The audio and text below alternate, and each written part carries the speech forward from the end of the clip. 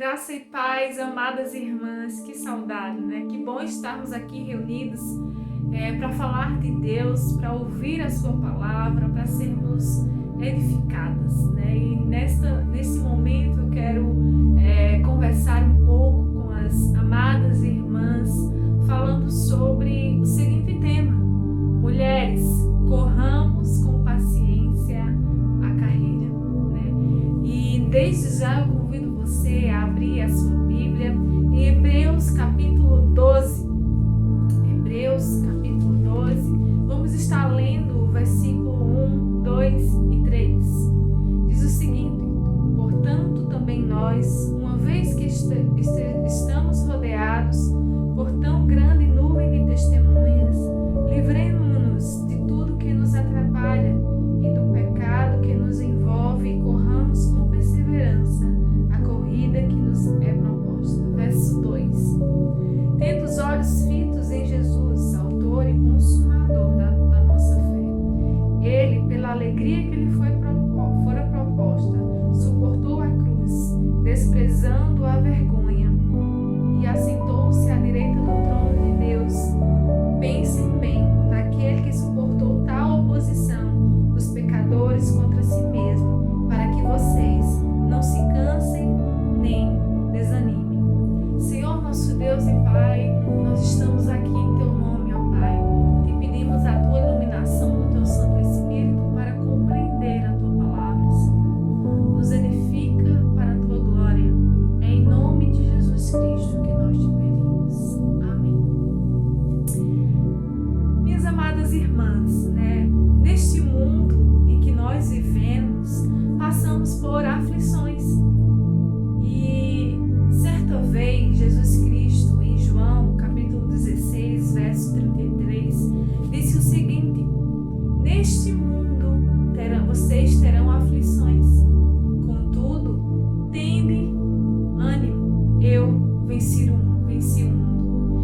E minhas irmãs, essa epístola em que lemos, a epístola de Hebreus, é conhecida como a epístola que aborda sobre a superioridade de Cristo. E é interessante que o autor desta epístola não é conhecido, não é dito nesta escrita, mas o que se pode dizer é que esta epístola é direcionada provavelmente a uma igreja que era formada por judeus da dispersão, que provavelmente viviam na Itália, como também provavelmente viviam esses cristãos em Roma. E nessa epístola nós encontramos ensinos relacionados ao Antigo Testamento e o Novo Testamento, referente a Jesus. Os textos nos falam nessa epístola que Jesus é superior aos anjos, Jesus é superior a Moisés, superior a Arão e superior aos sacrifícios que eram oferecidos. O escritor, ao escrever este capítulo 11, nos apresenta a galeria dos heróis da fé. E eles foram homens e mulheres que viveram pela fé. E eles tiveram um bom testemunho. O que nós podemos ver é que no capítulo 12 é um tipo de conclusão daquilo que foi dito anteriormente. E o escritor, nestes versos, apresenta uma conclusão riquíssima, né, para os crentes daquela época. Uma verdade de Deus para os seus filhos, um ensinamento primordial na caminhada cristã, em que ele nos aconselha, dizendo: a exemplo de Cristo, corramos em perseverança. Ele diz que a exemplo de Cristo, corramos com perseverança. Mas de que forma nós, mulheres cristãs, nós podemos correr essa carreira que nos está proposta com perseverança? E o escritor aos Hebreus ensina isso. Ele ensina que o primeiro conselho é que nós devemos correr sem peso e sem pecado. E nós vemos isso no versículo 1, que diz o seguinte: portanto também, pois que estamos rodeados de uma tão grande nuvem de testemunhas, deixemos todo o embaraço e o pecado que tão perto nos rodeia e corramos com paciência a carreira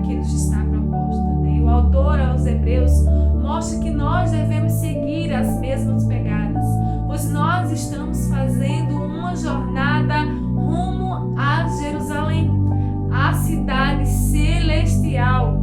E nessa viagem nós temos uma corrida a fazer, né? Obstáculos para vencer. E nós devemos fazer isso, né? E nós podemos perceber que o autor, ele coloca aqui essa questão de corrida, porque nessa época de escrita, né, eles viviam muito, participavam muito de corridas, né? E o autor vai falar sobre o mundo dos esportes. E o autor toma por empréstimo a imagem, né, dos espectadores, ou seja, a condição de competidores e uma própria competição. E ele descreve a vida do cristão como de um atleta que faz uma corrida numa arena arrodeada de espectadores. E o único caminho seguro para o cristão é prosseguir e perseverar até o fim. O verdadeiro cristão vive e morre na fé, vive pela fé. E nós podemos ver nos versículos anteriores, nós temos o escritor aos Hebreus falando justamente sobre os heróis da fé. Não se restringe simplesmente aos crentes do passado, mas também deve incluir também os crentes no presente. O autor, ele coloca no mesmo nível os leitores, porque isso faz parte de uma maratona. E aqueles que venceram a corrida estão nas arquibancadas como uma nuvem de testemunhas. E concordando com um teólogo, certa vez ele disse que essa nuvem de testemunhas não é uma testemunha que que estão vendo o que nós estamos fazendo, como se fossem espectadores. Não. Isso significa que essas pessoas tiveram bom testemunho e nós também agora devemos dar bons testemunhos. E seu significado primordial é essa questão que nós podemos perceber na caminhada cristã, é que o autor aqui aos Hebreus diz que nós devemos deixar esse peso nessa corrida cristã. Porque um corredor, ele não pode correr numa pista carregando uma bagagem extra, não. Significa esse peso, muitas vezes, como medo, como a raiz de amargura, como insegurança, como dúvida. E Jesus falou sobre isso. Em Lucas, capítulo 21, verso 34, Jesus Cristo vai falar que o perigo de colocarmos a sobrecarga sobre nós, provocados por quê? Por orgias, por embriaguez e preocupações desse mundo, como a ansiedade, o medo e outras questões que diante da corrida nós colocamos na nossa vida. O escritor aqui também nos faz entender que nós devemos correr essa caminhada cristã sem pecado, né? Deixamos todo o embaraço também de peso que nos atrapalha e do pecado que nos envolve.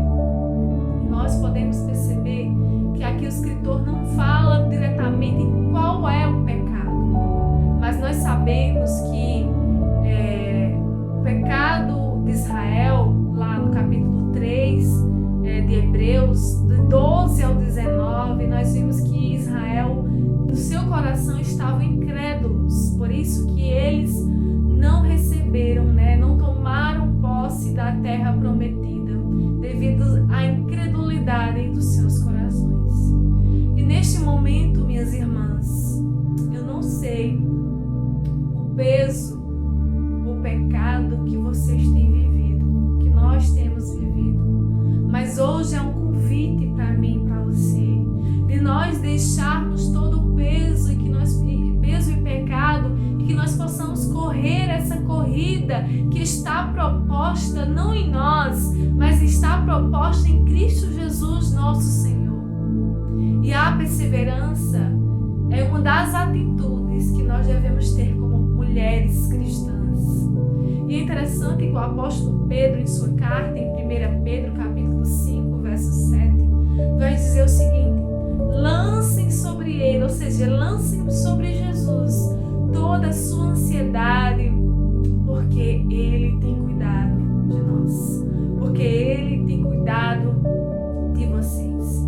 Então nós podemos perceber que o primeiro conselho aqui no escritor aos Hebreus, que nós devemos correr essa caminhada cristã como as mulheres de Deus, sem peso e sem pecado. O segundo conselho que nós podemos perceber está nos versículos 2 e 3, que fala sobre que nós devemos correr essa caminhada cristã como mulheres de Deus, corramos olhando firmemente para Cristo, sem desanimar.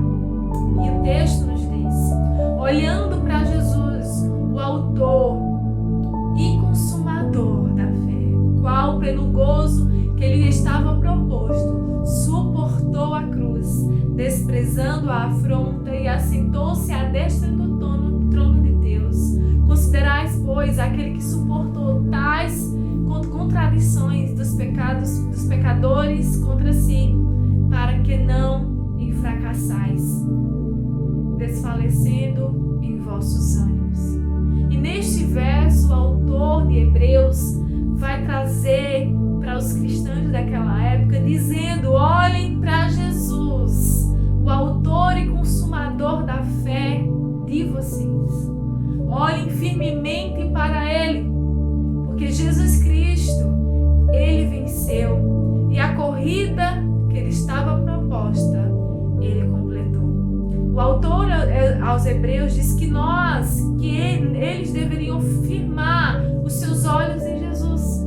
E a palavra grega aqui, que essa palavra traduz e olhando firmemente, incorpora a ideia de tirar os olhos das coisas que estão perto e desviam a nossa atenção e conscientemente fixar os olhos em Jesus, o nosso grande alvo. Então, essa palavra nos diz também que existe uma impossibilidade de olhar em duas direções ao mesmo tempo. Isso significa o quê? Significa que os competidores devem se empenhar na corrida e não podem se distrair, não devem desperdiçar o tempo olhando ao redor ou para trás. Minhas irmãs, isso nos quer dizer o quê? Isso quer dizer que hoje também nós não devemos olhar para as circunstâncias difíceis que nós vivemos. Nós devemos olhar para o autor e consumador da nossa fé, da sua fé, Jesus Cristo de Nazaré. Ele é o alto que se denominou ser a luz para o caminho. Ele é a luz para aqueles que estão em trevas. E nós devemos olhar para Cristo.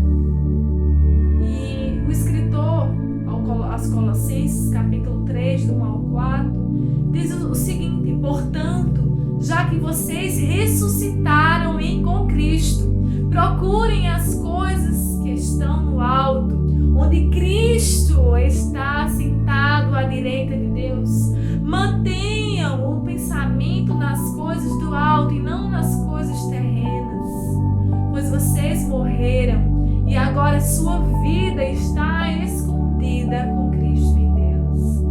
Quando Cristo, que é a sua vida, for manifestado, então vocês também serão manifestados com Ele em glória. Então, minhas irmãs, olhemos para Cristo. Olhemos para Cristo quando nada vai bem. Olhemos para Cristo quando as lutas, as perseguições, as enfermidades vierem. Olhemos para Ele firmemente, para Ele somente. Pois quando nós olhamos para Cristo, nós somos fortalecidas, somos renovadas. Quando nós entregamos as nossas aflições a Ele, aos seus pés, nós podemos ser renovados.